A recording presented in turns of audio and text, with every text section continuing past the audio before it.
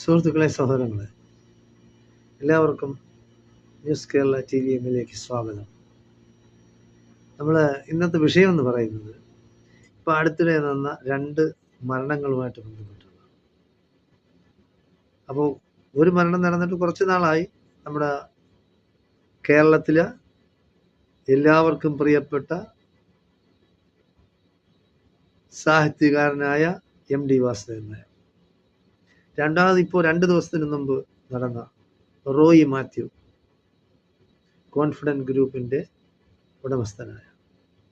അപ്പോൾ ചില ചാനലുകൾക്ക് ആളുകൾ മരിക്കുമ്പോൾ പോലും മരിച്ചതിന് ശേഷവും അവരെ പറ്റി ഇല്ലാത്ത കഥകൾ ഉണ്ടാക്കി ആക്ഷേപിക്കുന്ന തരത്തിൽ ഈ പ്രചാരണം നടത്തുന്നത് ചിലർക്ക് അതൊരു സൈസ് മാനസികാവസ്ഥ അവരുടെ ഏത് രീതിയിലാണെന്ന് എനിക്ക് എത്ര ആലോചിച്ചിട്ട് മനസ്സിലാകുന്നില്ല.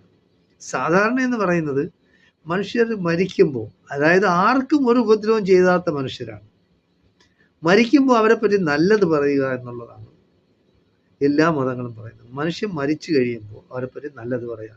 തെമ്മാടിയും പിന്നെ കൊലപാതകയും അങ്ങനെയുള്ള ആൾക്കാരാണ്, ഓക്കെ, നമുക്ക് എന്ത് വേണമെങ്കിലും പറയാം.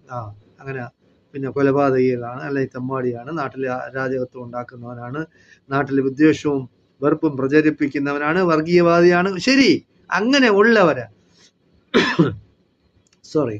അപ്പോൾ MD വാസുദേവൻ നായർ എന്ന് പറയുന്നത് കേരളത്തിലെ എല്ലാവർക്കും സാഹിത്യമായിട്ട് ബന്ധപ്പെട്ടതല്ലെങ്കിലും സിനിമാ ഫീൽഡുമായിട്ട് ബന്ധപ്പെട്ടതായിരുന്നാലും എല്ലാവർക്കും സ്വീകാര്യനായ, എല്ലാവർക്കും സ്നേഹം ഉള്ള ഒരു വ്യക്തിത്വത്തിന്റെ ഉടമയായിരുന്നു MD വാസുദേവൻ നായർ.